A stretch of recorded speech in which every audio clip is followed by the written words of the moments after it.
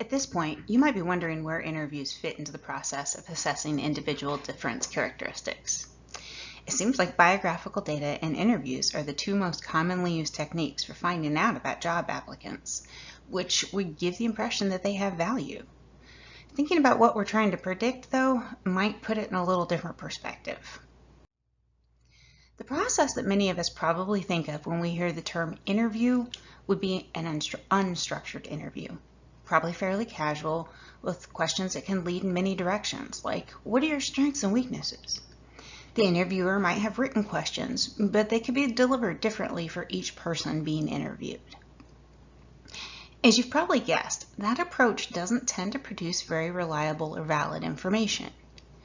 Structured interviews are a better approach.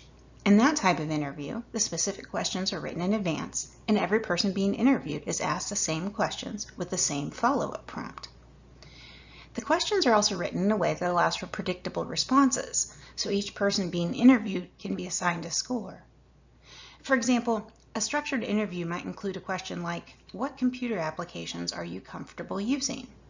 Scoring will be based on the number and the types of applications mentioned and whether examples are provided. We can also think about the types of questions included in a structured interview. Given that the goal is to find out how someone will do in a particular situation, the strongest questions usually ask about relevant situations, either hypothetically or based on previous experience. The example I gave a minute ago about a computer application would not be a situational question. A situational question would be something like, can you tell me about a time you had a conflict with a colleague and how you handled it? The strengths and weaknesses of interview types of questions, and various assessments partially depends on what we want to predict. In theory, the goal of selection is to identify someone who can do the job and will fit with the organization. If that's the case, we can ask whether each part of the selection process helps predict those things. The data about predictions can be discouraging, though. The stubborn reliance on intuition article includes the graph in this slide. It depicts how well each information source predicts performance in a sales job.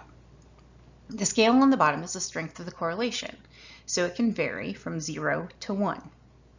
One thing that might jump out at you is that none of the assessments have a particularly strong correlation with performance. It's part of the reason it can be helpful to use more than one type of information. The other thing to notice is that unstructured interviews are the weakest predictor of effectiveness. We can argue that unstructured interviews are predicting person-organization fit, or another variable that's related to performance. But it's still important to include measures that predict performance. In many cases, the cost of a false positive, hiring someone who can't do the job, is high. Using structured interviews and established assessments can also reduce discrimination due to adverse impact.